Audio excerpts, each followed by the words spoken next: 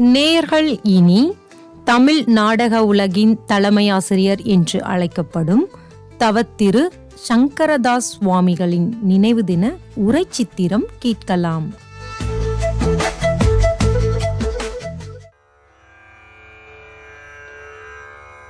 சங்கரதாஸ் சுவாமிகள்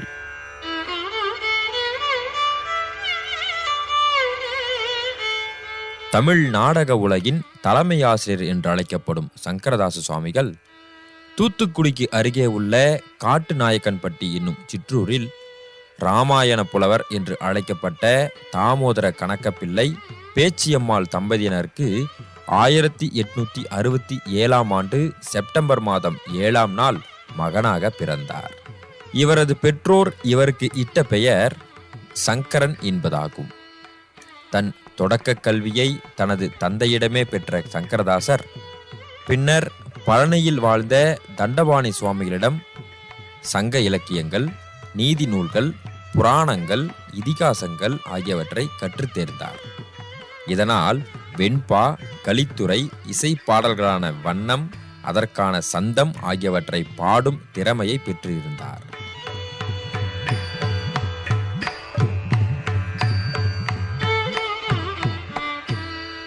அதன் பின்னர் சங்கரதாசர் தூத்துக்குடி உப்பு பண்டக சாலையில் சிறிது காலம் கணக்கராக பணியாற்றினார். 1891 ஆண்டில் தனது 24வது வயதில் அந்த பணியை கைவிட்டு நாடகத்துறையில் ஈடுபட தொடங்கினார். நாடகத்துறையில் தன்னை முழுவதுமாக ஈடுபடுத்திக் கொண்ட சங்கரதாஸ் சுவாமிகள் சாமி நாயுடு நாடக சபையில் சிறந்து விளங்கினார். அப்போது இயல்பு வாழ்க்கையின் மீது வெறுப்புற்று தான் வழிபடும் முருகப்பெருமான் மீது பேரன்பு கொண்டு அருள் வேண்டி துறவு வாழ்க்கையை மேற்கொண்டார்.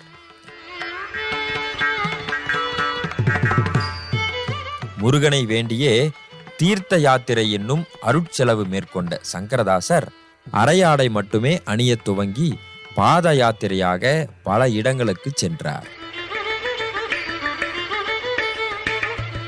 பாத யாத்திரையின் இறுதியில் புதுக்கோட்டை மகாவித்வான் காஞ்சிராமான் பூண்டியா பிள்ளை என்பவருடன் சங்கரதாஸ் சுவாமிகள் தங்கினார். பிறகாக புதுக்கோட்டை மகாவித்வான் காஞ்சிராமான் பூண்டியா பிள்ளை அவர்களால் தனது பிள்ளையாகவே தத்தெடுக்கப்பட்டார்.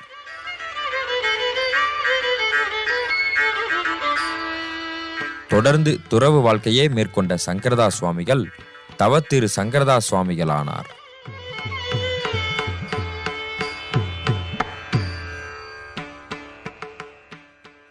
ராமுடு ஐயர், கல்யாணராமையர் ஆகிய இருவரும் இணைந்து நடத்திய நாடக சபையில் சேர்ந்து பல நாடகங்களில் நடிக்கத் தொடங்கினார்.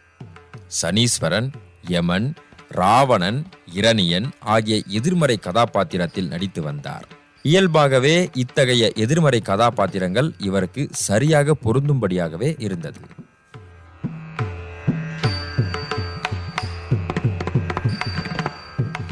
ஒருமுறை சாவித்திரி நாடகத்தில் யமனாக நடித்தபோது அந்த நாடகத்தை பார்த்து கொண்டிருந்த பெண் ஒருவருக்கு கர்ப்பம் கலைந்து போனது.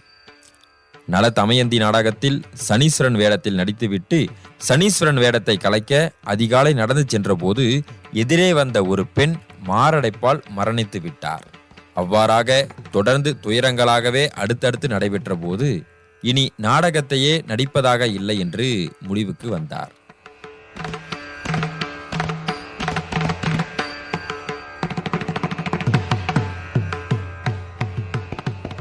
நாடகங்களை இயற்றுவதிலும் அதனை கற்றுத்தரும் சிறந்த ஆசிரியராகவும் தனது பணியை தொடர்ந்து செய்தார்.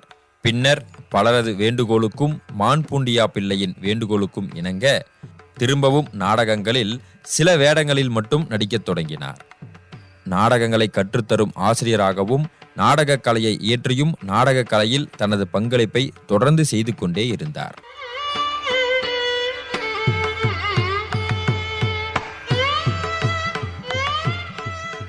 அபிமன்யு சுந்தரி, ஹரிச்சந்திரா, அல்லி அர்ஜுனா, நல்லத்தாங்கால், பவளக்கொடி, வள்ளி திருமணம், லவகுசா என மொத்தம் 40 நாடக நூல்களை இயற்றியுள்ளார். இதில் 18 நூல்கள் மட்டுமே பணுவல்களாக நமக்கு கிடைத்துள்ளன.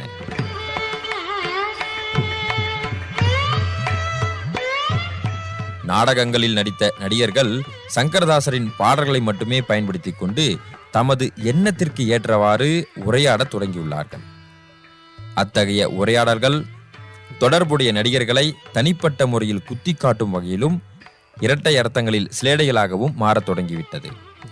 இதனால் நாடக கலை நலியத் தொடங்கவே மனம் நொந்து போன சங்கரதாசர் சிறுவர்களை மட்டுமே நடிகர்களாக கொண்ட பாலர் நாடக சபை என்று முதலாக 1910ஆம் ஆண்டு சமரச சன்மார்க்க நாடக சபை என்னும் பெயரில் நாடக சபையை தொடங்கினார். மேலும் ஜெகநாத ஐயரின் பாலமீன ரஞ்சனி சபையில் ஆசிரியராகவும் சில காலம் இருந்தார். பிறகு மதுரைக்கு வந்த சங்கரதாஸ் சுவாமிகள் தனது நண்பர்களாகிய சின்னையா பிள்ளை, கருப்பையா பிள்ளை, பழனியா பிள்ளை, சுப்பிரமணிய பிள்ளை ஆகிய 4வரையும் உரிமையாளராக கொண்ட தத்துவ மீனலோசனை சபையை உருவாக்கி அதன் ஆசிரியராக தனது வாழ்நாள் இறுதி வரையில் இருந்தார்.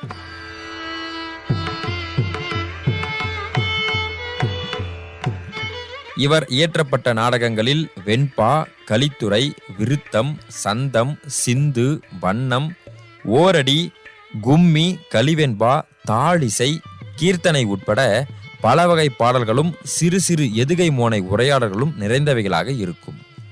இவர் இயற்றப்பட்ட நாடகங்கள் பெரும்பாலும் புராண நாடகங்கள், வரலாற்று நாடகங்கள், சமய நாடகங்கள், மொழிபெயர்ப்பு நாடகங்கள், கற்பனை நாடகங்கள் என பல வகைகளாக பிரிக்கலாம். சங்கரதாஸ் சுவாமிகள் ஒருமுறை இலங்கைக்கு சென்றிருந்த போது யாழ்ப்பாண தமிழ் சங்கத்தில் அவரது முத்தமிழ் புலமையை ஆராய அங்குள்ள புலவர்களால் பல வினாக்களை தொடுக்கப்பட்டன. அவற்றுக்கு சங்கரதாஸ் சுவாமிகள் கொடுக்கப்பட்ட விடைகளை போற்றிய அச்சங்கத்தினர் இவருக்கு வலம்புரி சங்கை ஒன்றை பரிசாக கொடுத்துள்ளனர். இவரின் தமிழார்வம், நாடகப் பணியை பாராட்டி கலைவாணர் NS கிருஷ்ணன் அவர்களால் நாடக உலகின் இமயம் என்று அன்புடன் அழைக்கப்பட்டார்.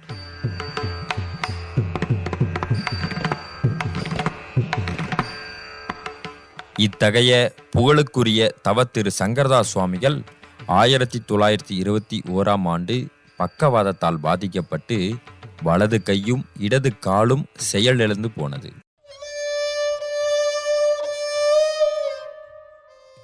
வாய் பேச முடியாமல் போய்விட்டது. பிறகாக 1922ஆம் ஆண்டு நவம்பர் மாதம் 13ஆம் நாளில் பாண்டிச்சேரியில் மரணமடைந்தார்.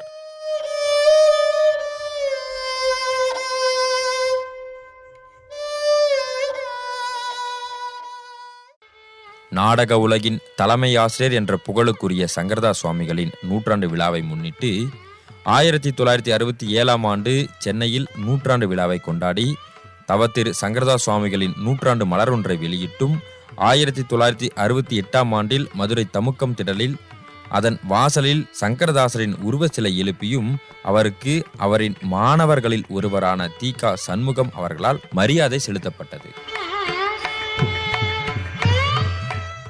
மேலும் சங்கரதாஸ் சுவாமிகளின் நினைவு மன்றம் என்னும் அமைப்பை தொடங்கி ஆண்டுதோறும் சங்கரதாஸ் சுவாமிகள் பிறந்த நாளை தி.க. சண்முகம் அவர்கள் கொண்டாடி வந்தார். மதுரை தமுக்கம் திடலில் உள்ள நாடக அரங்கிற்கு தவத்திரு சங்கரதாஸ் சுவாமிகள் அரங்கம் என பெயரிடப்பட்டுள்ளது. மதுரை ஒப்பனக்கார வீதியில் இயங்கி வரும் நாடக கலைஞர்கள் சங்கத்திற்கும் சங்கரதாசரின் பெயர் இடப்பட்டுள்ளது. புதுச்சேரியில் உருவாக்கப்பட்டுள்ள பாண்டிச்சேரி பல்கலைக்கழகத்தின் நாடகத்துறைக்கு தவத்திரு சங்கரதாஸ் சுவாமிகள் நிகழ்கலைத்துறை என்று பெயரிடப்பட்டுள்ளது. தற்காலம் வரையில் தெருக்கூத்து, நாடக கலைகள் இன்று வரை வளர்ந்துள்ளது என்றால் அதற்கு ஒரு முக்கிய காரணம் தமிழ் நாடக உலகின் தலைமை ஆசிரியர், நாடக உலகின் இமயம் என்று அழைக்கப்படும் தவத்திரு சங்கரதாஸ் சுவாமிகளே காரணம். 55 ஆண்டுகள் வரையில் மட்டுமே வாழ்ந்த சங்கரதாசர் 31 ஆண்டுகளுக்கு மேலாக நாடகத்துறைக்காகவே தனது வாழ்வை அர்ப்பணித்துள்ளார். இத்தகைய புகழுக்குரிய தவத்திரு சங்கரதாஸ் சுவாமிகளின் நினைவு நாளான இன்று அவரை வணங்கி வாழ்த்து பெறுவோம். நன்றி.